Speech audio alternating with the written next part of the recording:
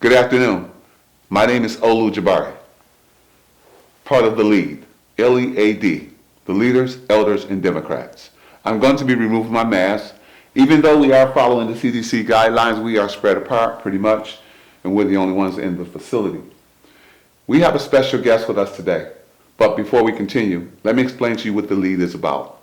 The LEAD is formed of community, advocates, businesses, corporations, political folk, and just everyday people like us. What we do is we're forming a group. This group will become a panel.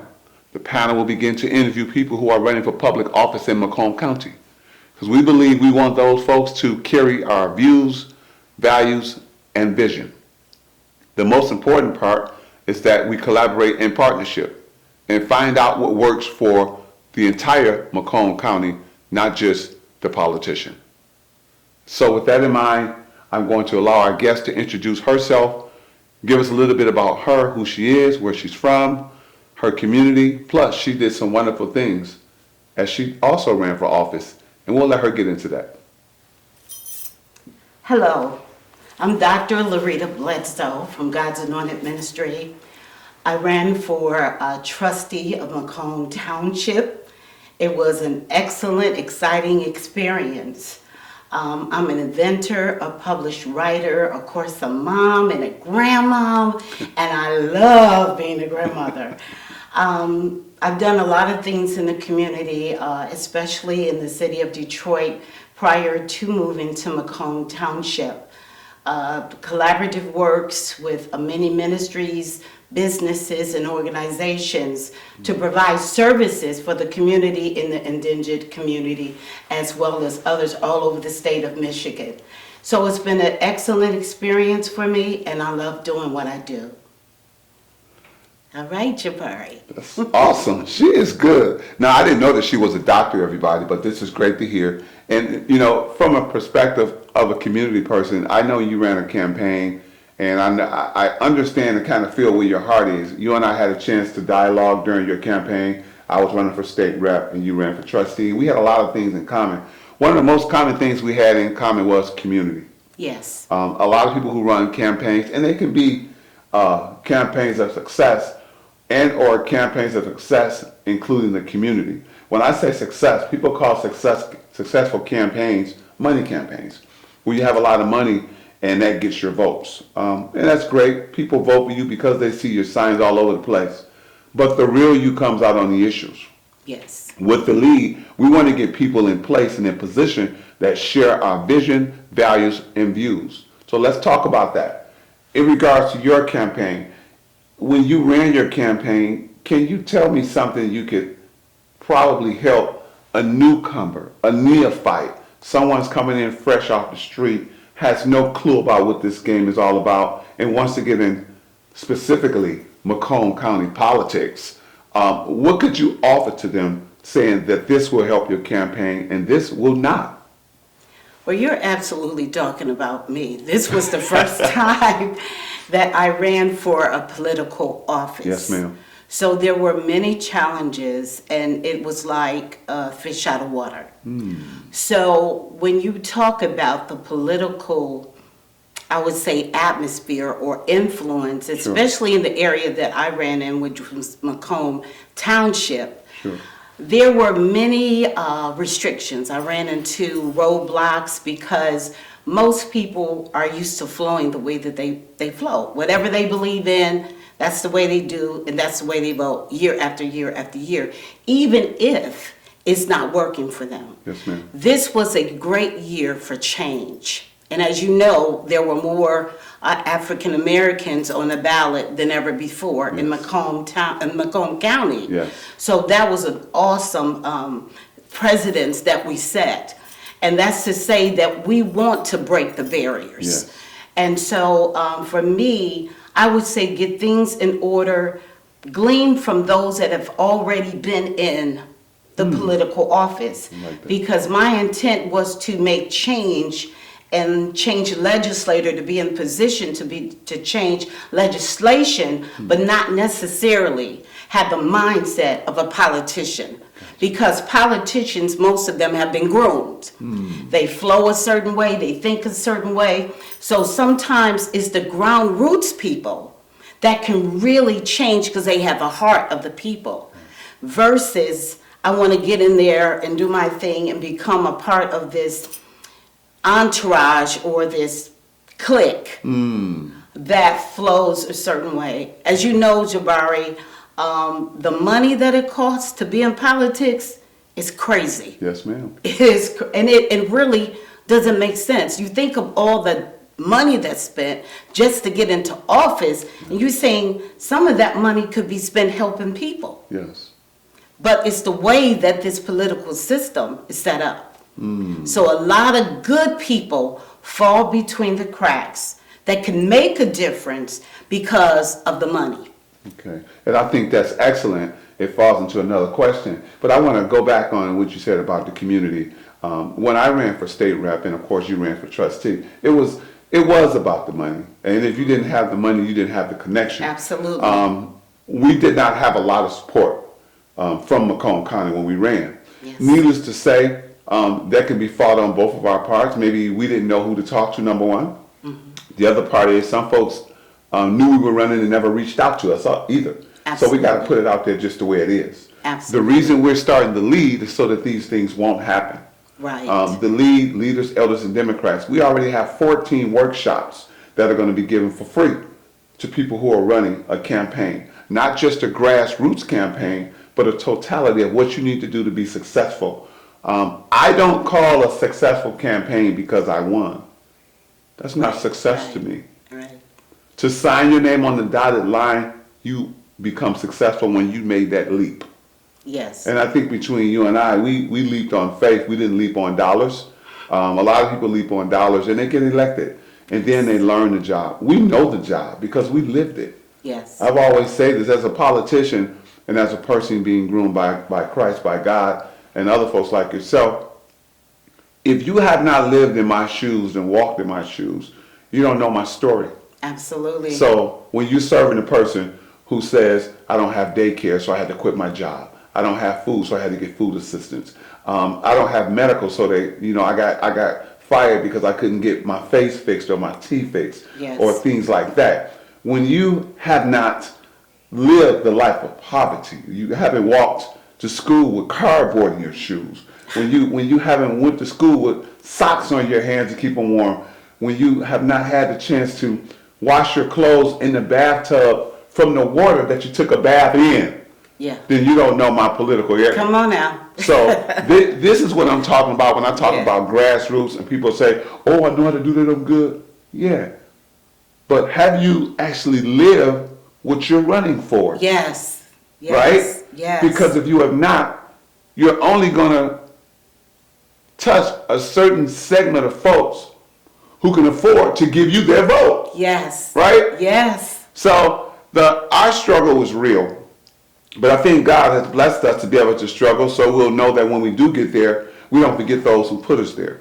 Yes. So from me to you, my follow-up question to that is, with you being a mom, a grandma, a political person, political figure now in the community. And by the way, once you run for politics, you're always being watched. Don't forget that. You're always watching you. So you're still out there, whether you know it or not.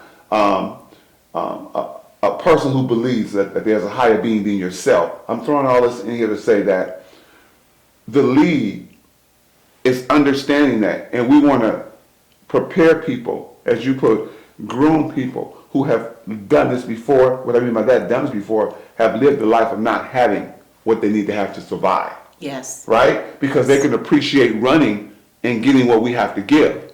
So as a giver, which is what I hear you say you do a lot, when we do this LEAD and when we do these interviews for politicians who are already politicians, maybe rerunning again, can you give me a question of what you want to ask a politician as an interviewee to them that's already in the situation, already won, but now they're rerunning? Because remember, some people, they don't win on merit.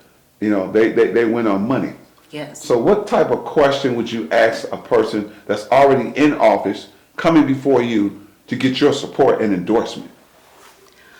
I would like to know how often they're involved with the community.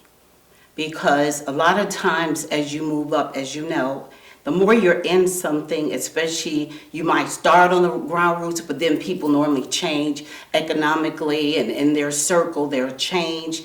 And so a lot of times it's how we lose even people in civil rights, because you move up economically and your circle changes. So now you're around the people that you went to talk to make the change. So your mindset after a while begins to shift and change. Okay.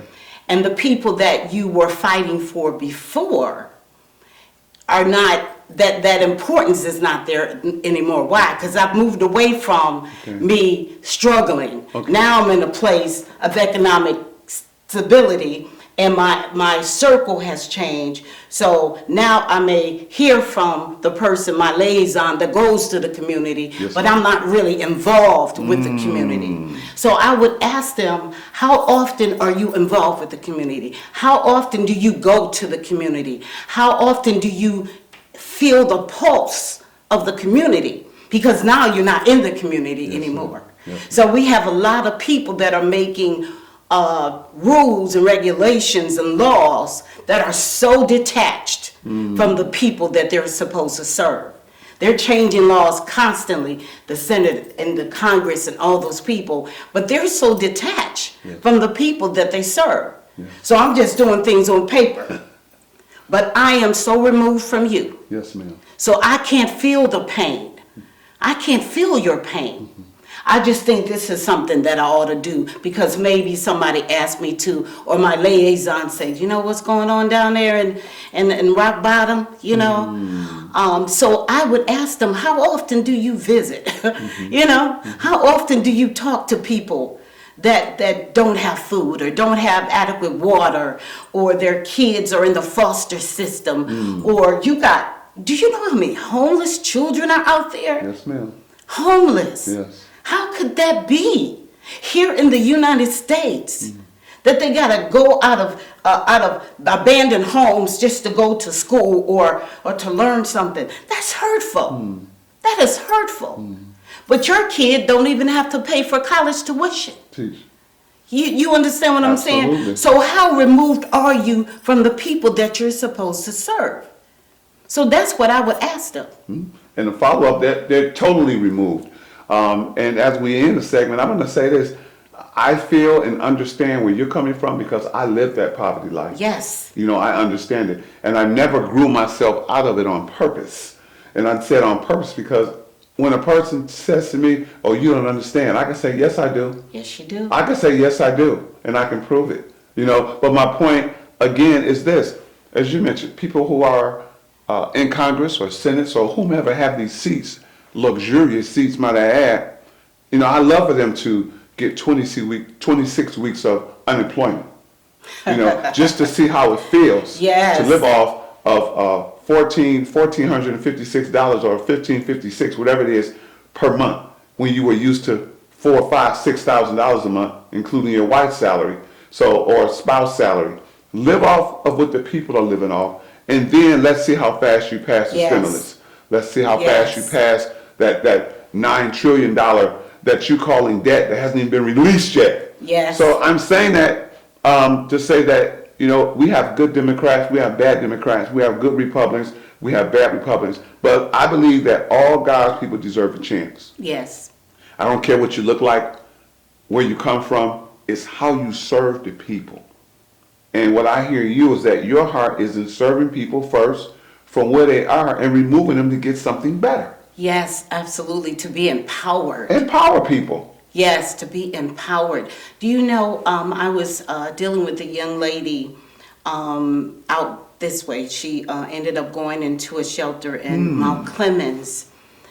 And do you know the system was set up that after 21 days she had to be kicked out?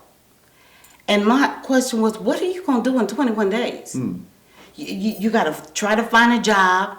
Then you're in a shelter, which means you don't have necessarily a place to stay. Yes, ma'am. So what do you do?